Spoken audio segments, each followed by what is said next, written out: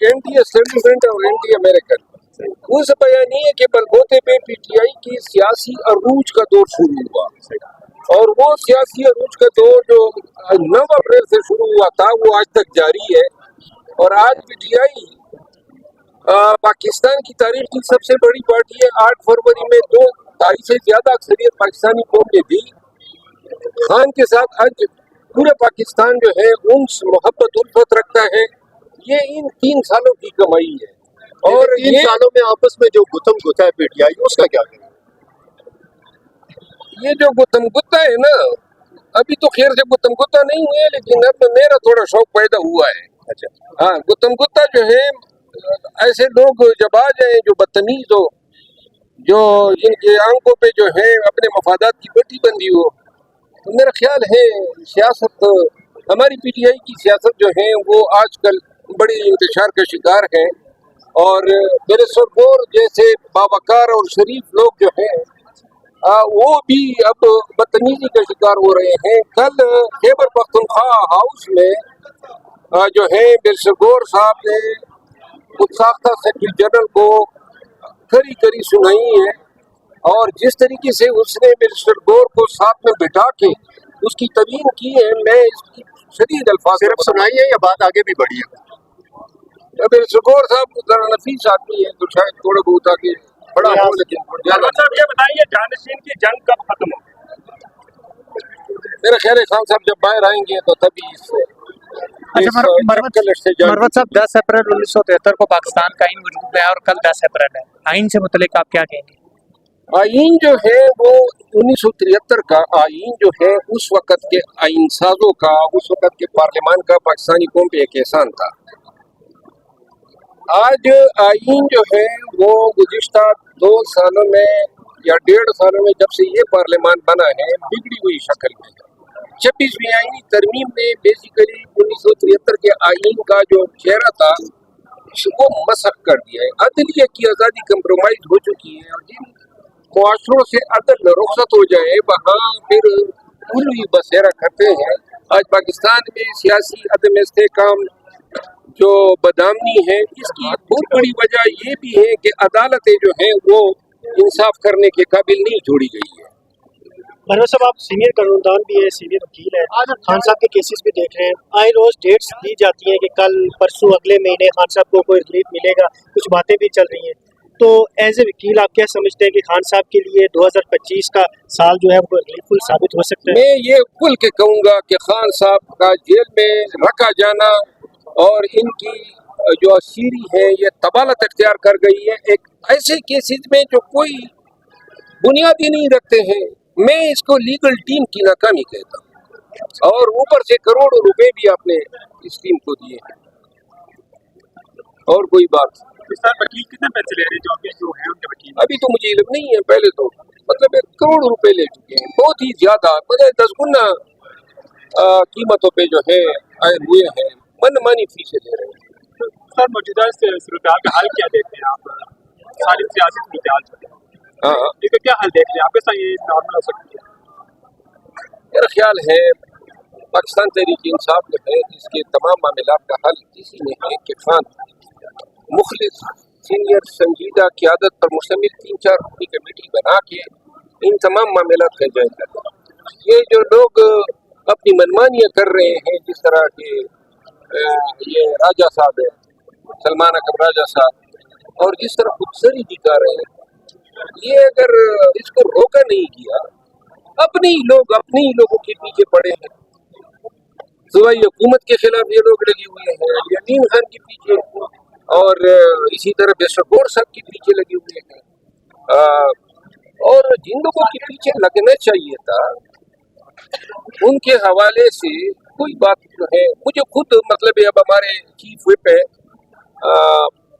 عامر ڈوگر صاحب، یعنی کہ انہوں نے بتایا جب یہ ہمارے 5 ایم این ایز جو ہیں ان کو شوکاز نوٹس جاری ہوا تو میرے خیال ان کا بھی یہ بھی ملتان سے ہے، زین قریشی صاحب کے حوالے سے انہوں نے بتایا، اور اب آگے ہم کیا کہیں؟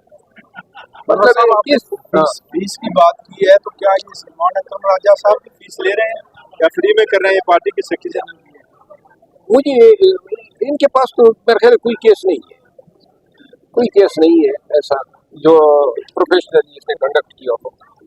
سر انہوں نے ایکشن لینے کا بھی کہا ہے کہ وہ ایکشن جو کل جو ملنے گئے تو ایکشن کا بھی انہوں نے کہا ہے, تو ایکشن لے سکتے ہیں وہ چیئرمین, پارٹی چیئرمین کے خلاف ایکشن لے سکتے ہیں. ہاں میرے خیال میں جس تباتر سے یہ پارٹی میں پے در پے وارداتیں کر رہا ہے تو یہ ممکن ہے کہ یہ خان صاحب کی طرف ایکشن لے. نہیں آپ کو کیا لگتا ہے وہ خان صاحب کا بہت ہی چہیتا ہے؟ وہ کوئی چاہیتا نہیں ہے, وہ کچھ اور لوگوں کا چاہیتا ہے. 9 اپریل عمران خان کی گورنمنٹ ختم کرنے والا دن ہے اور آج پی ٹی آئی یہ کہہ رہی ہے کہ یوم سیاہ ہے. آپ اس کو بھی یوم سیاہ کہتے ہیں یا آپ کچھ اور نظر سے دیکھتے ہیں؟ میں نے ابھی آپ کے شاید آنے سے پہلے اس کا جواب دیا ہے کہ 9 اپریل کو حکومت باجوہ کی معافی گرائی گئی, اس میں کوئی دوسری رائے نہیں. پی ڈی ایم کو انسٹال کیا گیا, اس وقت تو شاید بڑی زیادتی محسوس ہوئی تھی اور ہوئی بھی تھی, کیونکہ آرمی کے سربراہ کی ماں پہ حکومت کا تختہ الٹنا جو ہے ایک غیر آئینی, غیر قانونی اور غیر اخلاقی حرکت تھی. لیکن آپ یقین کریں, اگر آپ اس پہ سوچیں تو یہ 9 مئی کو پی ٹی آئی کے ساتھ جو زیادتی ہوئی وہ بیسیکلی پی ٹی آئی کے سیاسی عروج کا باعث بنی. آج جو پی ٹی آئی اور خان قوم کی رگوں اور نرس پہ چھایا ہوا ہے اور پوری پاکستانی قوم جو ہے ان کے ساتھ الفت محبت رکھتی ہے, یہ 9 اپریل کا واقعہ نہ ہوتا, یہ بار بار ہمیں مارا نہ جاتا, گھروں میں یہ نہ گھستے, مار پیٹ نہ ہوتی, خان کو جیل میں نہ ڈالتے, تو اتنا عروج کس کو نے دیکھنا تھا کہ خان اور پی ٹی آئی کا اتنا بڑا عروج آئے گا. جو محبت قوم کو آج عمران خان سے ہے وہ اس وقت چندہ نہیں تھی جب وہ وزیر اعظم پاکستان تھے. سر یہ جو ابھی صورتحال جو بھی چل رہی ہے پی ٹی آئی کی, تو کیا سمجھتے ہیں کہ آپ کی واپسی کے لیے بھی کوئی لابی وہاں پہ متحرک ہے یا میں نے کسی سے کبھی لابی آپ نے نہیں کہا لیکن میں نے کبھی کسی پارٹی لیڈر کو نہ کہا ہے نہ کہوں گا, اور میں پھر کہتا ہوں دیکھیں میں ایک والنٹری کام کر رہا تھا, کوئی معاوضے کے لیے تو نہیں کر رہا تھا. پاکستان میں قانون کی حکمرانی کے لیے یہی خواب تھا جو خان نے بتایا, حقیقی آزادی کے لیے ہمیں کوئی معاوضہ تو نہیں مل رہا تھا, اور یہ کام ایسے تو نہیں تھی, اس کی قیمت ہم ادا کر رہے تھے خرچوں کی شکل میں, نقصانات کی شکل میں. لہٰذا اگر انہوں نے نکال دیا, اور آج بھی پارلیمانی کمیٹی میں شاید آپ کو مجھے بتایا ہے میں نے, اس نے پارلیمانی کمیٹی میں جو ہے بیرسٹر گور صاحب نے, میں نے اس کو کہا خٹک صاحب نے یہ بات اٹھائی کہ یہ آئے دن آپ لوگوں کو نکال رہے ہیں, میرا نام لیا, تو جیسے گور صاحب نے یہ کہا پارلیمانی کمیٹی میں کہ جی اگر میں آپ کو یہ بتا دوں کہ اس کو نکالنے کے پیچھے کون سازشی حضرات یا لوگ تھے تو آپ لوگوں کے پیروں تلے زمین نکل جائے گی. میرا گلہ صرف یہ ہے, میں کسی کے پاس منت ترنے کے لیے نہیں جاتا ہوں, نہ مجھے میری گریس میرا وقار اس کی اجازت دیتا ہے کہ میں جا کے منت کروں مجھے واپس ہو. اور بھائی تعلق زبردستی نہیں نبھایا جاتا, تعلق مرضی سے ہوتا ہے. میں صرف اتنا کہوں گا کہ خود مجھے انہوں نے سائٹ پہ رکھے یا نکال کے میرے لیے سہولت ڈھونڈی ہے, نہ مجھے ضرورت ہے, نہ میں کبھی میں نے لابنگ کی ہے, نہ سازشیں کی ہے, اور یہ بھی میرا وعدہ ہے کہ نہ کبھی کروں گا, نہ میں کسی کو کہوں گا. اگر کسی کو ضرورت ہوئی تو بلا لیں گے, ضرورت نہیں ہوئی تو ہم ادھر ہی اچھے ہیں. محمد صاحب آج امیر مقرر صاحب کے ساتھ آپ کی کافی نشست ہوئی, کافی خوشگوار ملاقات تھی, کہیں مسلم لیگ نون میں شمولیت کی دعوت تو نہیں دی؟ نہیں, میں خان صاحب کے ساتھ رہوں گا, خان صاحب کے ساتھ اس امید پہ کہ شاید کبھی بلائیں گے, تاکہ میرے کوئی سیاسی عزائم کسی اور پارٹی کے ساتھ. اگر خان صاحب آپ کو نکالنا چاہتے ہیں تو شاید وہ ایم این اے کی سیٹ کے اوپر بھی آپ کے خلاف ریفرنس لے آتے, اسپیکر کو کہتے کہ ان کو ہٹائیں, لیکن آپ کے خلاف ایسی کوئی کارروائی نہیں کی گئی. اس کا مطلب ہے کہ خان صاحب آپ کو جسٹ پارٹی کی حد تک ہی رکھنا چاہ رہے ہیں, اور وہ بات نہیں, میں آپ کو وعدے کر دوں نا, ایم این اے جو ہے اس کو کوئی بھی پارٹی تبھی ریفرنس لا سکتی ہے جب وہ ایم این اے اپنے پارٹی کے منافی فائنانس بل میں ووٹ دے. جب تک یہ نہیں ہوتا ہے کوئی ریفرنس دائر نہیں ہو سکتا ہے. اور میرا خیال ہے کہ خان صاحب سے یہ بھی انہوں نے مطالبہ کیا تھا کہ جی آپ اسے استعفیٰ طلب کر لیں, جس کا خان نے شاید ابھی ہولڈ رکھا نہیں جواب نہیں دیا تھا. بہرحال یہ اس وقت کی بات ہے جب طلب ہوگا تو میں جواب دوں گا. اچھا, آپ نے کے حوالے سے امریکہ کے اندر پاکستان تحریک انصاف کے لوگ لابنگ کر رہے ہیں, کیا क्या उन्हें इस बात का एहसास नहीं है कि जिस बात के ऊपर वो इल्ज़ाम लगा रहे थे आज वहीं से वो सपोर्ट ढूंढ रहे हैं?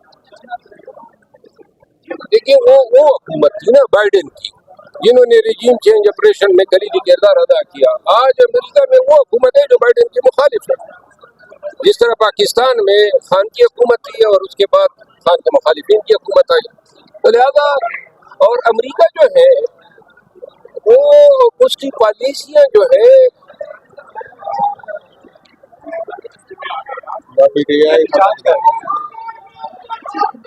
सर आप आपके साथ इख्तिलाफ करेंगे? ये जैसे जुलूस सड़कों पे होने चाहिए, इन